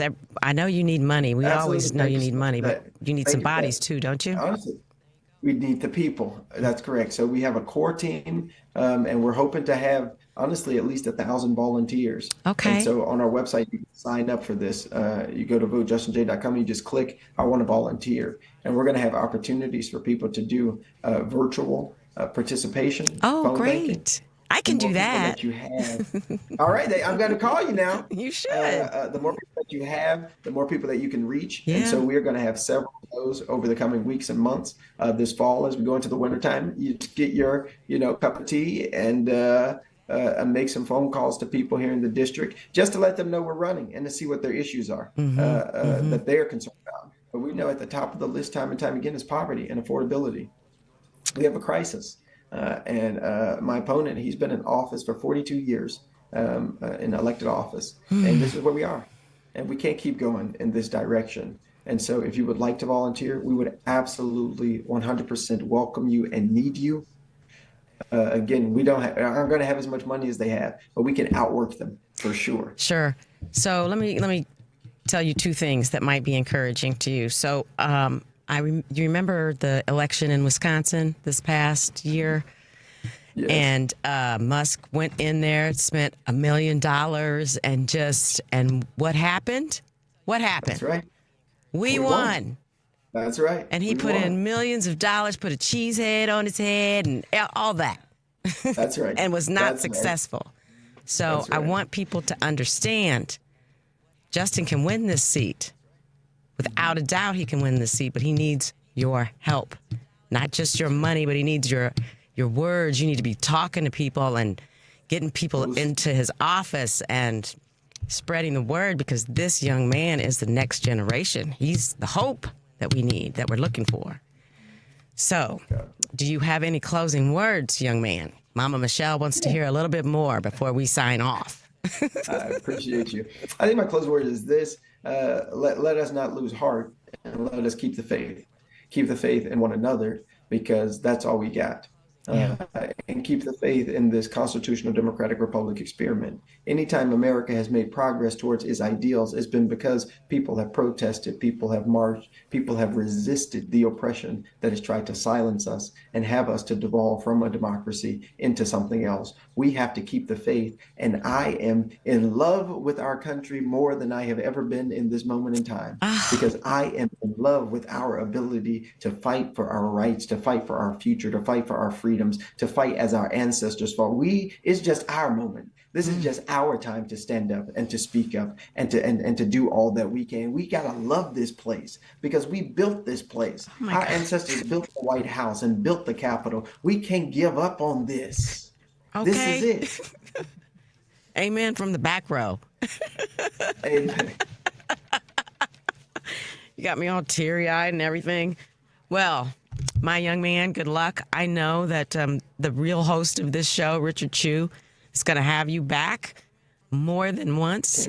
I adore you. I think you're amazing. And thank you, because you know what? Let me just say this before you go. You could be doing anything else.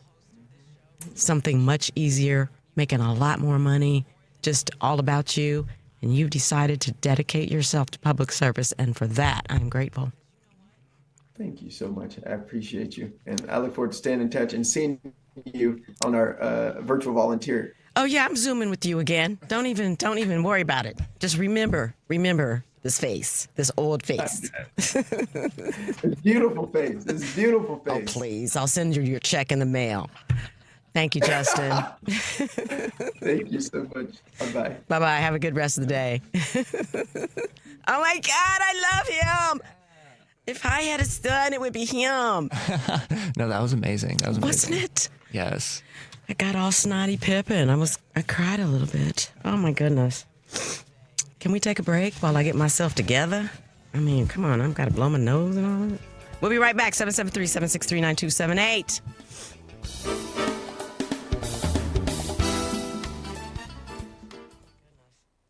Greece is cheap. But the airfare costs a fortune. Paris? Not much closer, and again, airfare... What about Puerto Vallarta? Let's face it, flying anywhere is just too expensive. Wait, what's this? Low-cost airlines. With one call to low-cost airlines, you'll drastically slash your travel costs. We're talking insanely low airline prices to any of your favorite destinations. Where would you like to go? London, Rome, Costa Rica, Australia? Wow, that's cheap. So why wait? Call now to learn how crazy cheap it is to fly anywhere in the U.S. or international. Our prices are so low, we can't publish them. The only way to get them is to call to instantly hear the most amazing best deals on airline travel. It's that easy. So call now and start packing.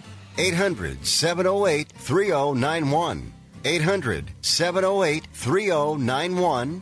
800-708-3091. That's 800-708-3091.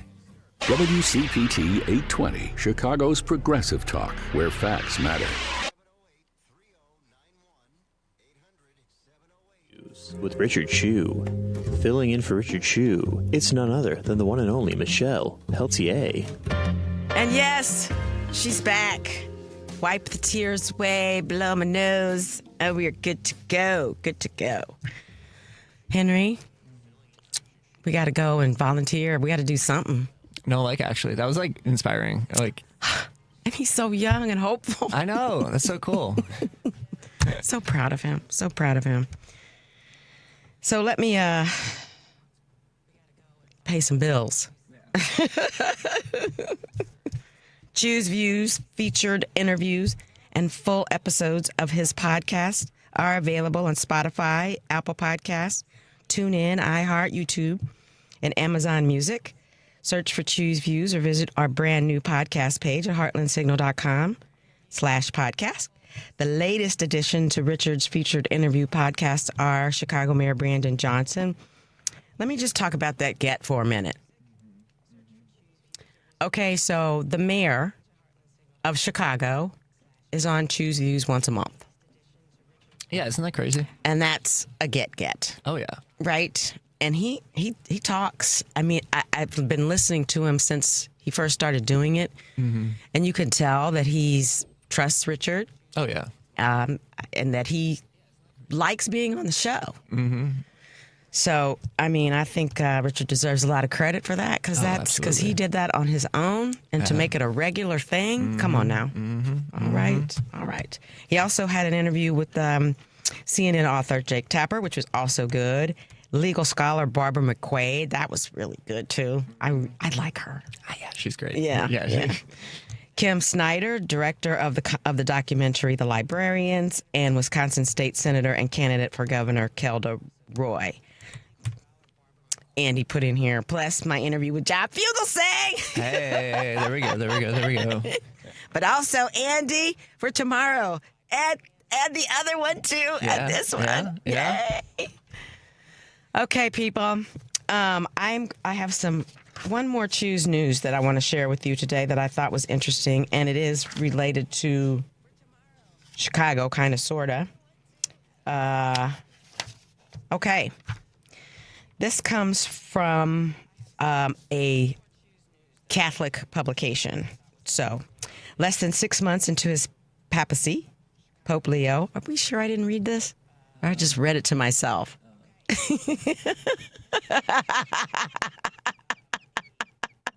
Because the show's all out of order. If I read it, people, I'm reading it again.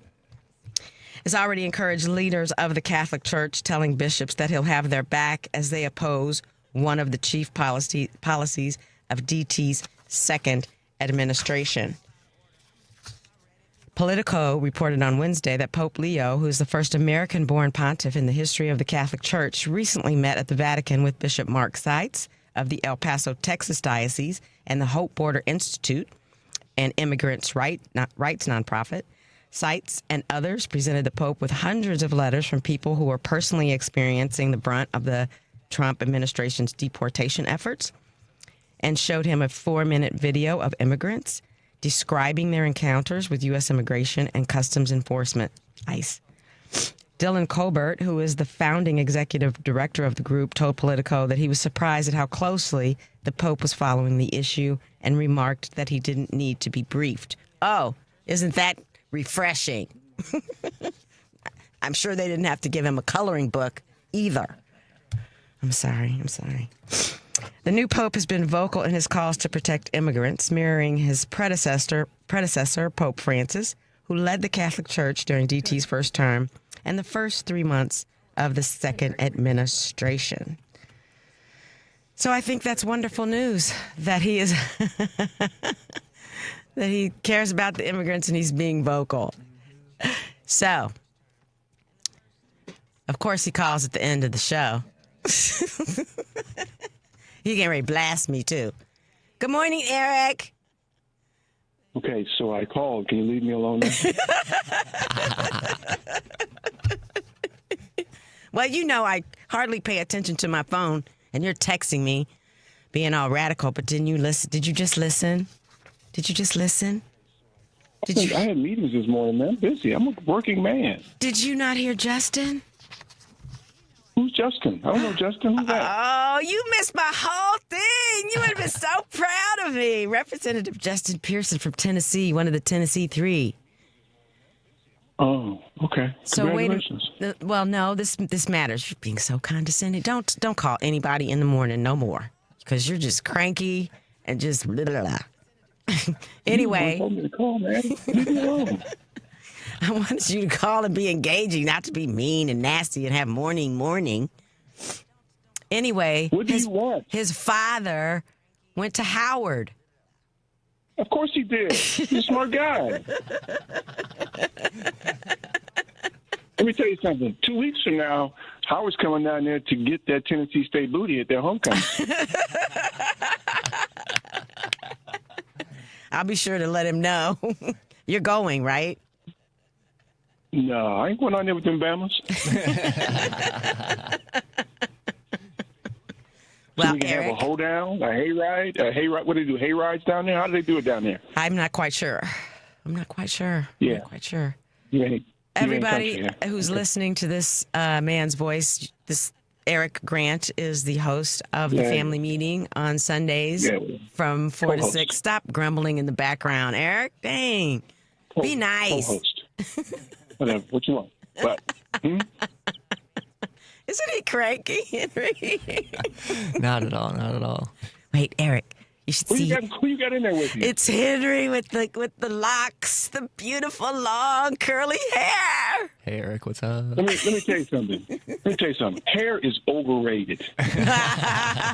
For those of us who don't have any, that's true. But for Henry, come on now. I'm going to take a picture of him before I leave so you can see it on Sunday. It's beautiful. Okay. Yeah, thanks. Eric, thank you for calling. Yeah. Okay. I appreciate you. All right. Get off my phone. All right, get out.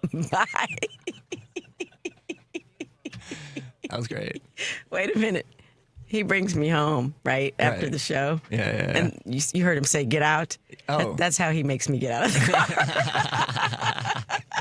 No, bye. No. Nah, just- Good show. Good to see you. He's like, get out. All right, get out. So funny. Beautiful.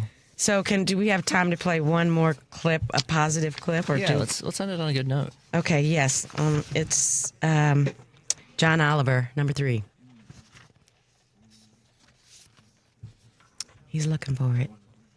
I hope you guys enjoyed the show as much as I did today. I had fun.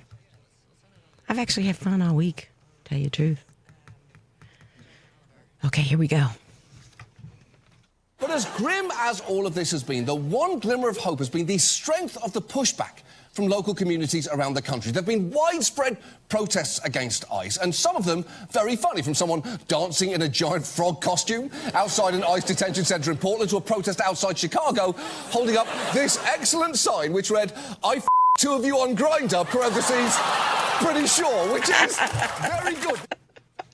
And in Rochester last month, ICE cornered some men working on a roof and were waiting for them to come down to arrest them. But a local pastor went on social media to summon people to protest, and just watch what happened next.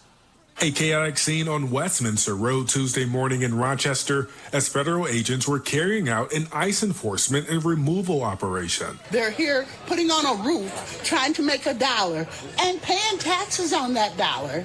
And ICE was here bothering them. So I came to bother ICE. Details from federal authorities are limited, but our cameras captured a Border Patrol vehicle at the scene with flat tires. In response to the large crowd, agents left Westminster and the SUV was towed a few blocks away. Perfect. Well done to everyone involved. And I absolutely love that woman said, "I came to bother ICE." Because that seems reasonable to me. If ICE can show up and bother some guys at their roofing job, then bystanders should be able to bother ICE at their state-sanctioned kidnapping job. It is only fair. And look, this administration is clearly still hell-bent on trying to intimidate communities with shows of force, which is why it is so important for them to be met with strong pushback each and every time, because this administration is obsessed with appearances. And the thing is, they can dress up their bureaucrats as the Grim Reaper. They can taunt gangbangers about being more hardcore than they are. They can kick out all the beardos and fat-shame our ships. But what they cannot do is cover up the ugliness of what they are doing right now. And it deserves to be pushed back on and exposed at every available opportunity. Because if we do not do that, then, much like 2 ICE agents somewhere outside Chicago, I'm pretty sure we are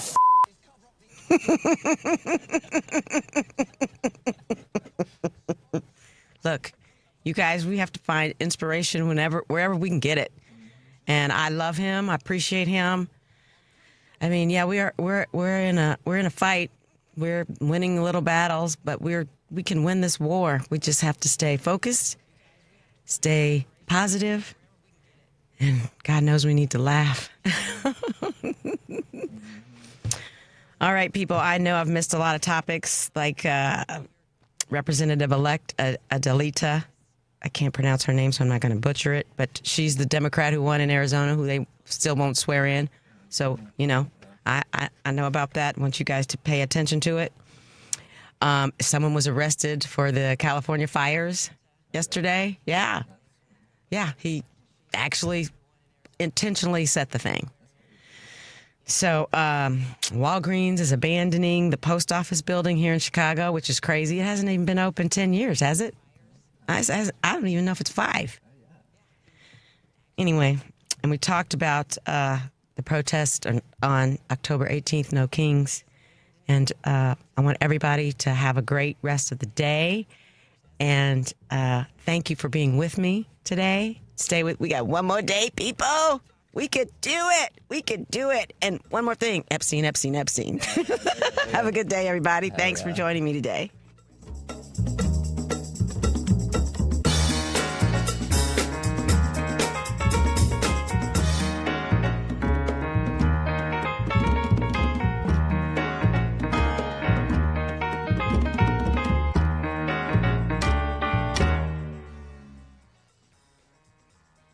While retinitis pigmentosa takes Mark's vision, his family gives him hope, whether at the family business or at home with his wife and sons. He knows he's not fighting alone. For 50 years, the Foundation Fighting Blindness has funded research into treatments and cures for blinding retinal diseases, providing hope to people with vision loss. And for Mark, winning the fight means being there for his family. The Foundation Fighting Blindness. Together, we're winning. Help us end blinding diseases at fightingblindness.org. Here's the tale of the daily med fill. Same old pharmacy, same old bill, but those prices kept rising higher still. Till the savings Wrangler rode in, cool as can be. Tap Good RX, saving massively. No plan? Don't matter none. Up to 80% off. Deals are done. Discounts hitting harder than Ma's chili. Dang. That one little app does all the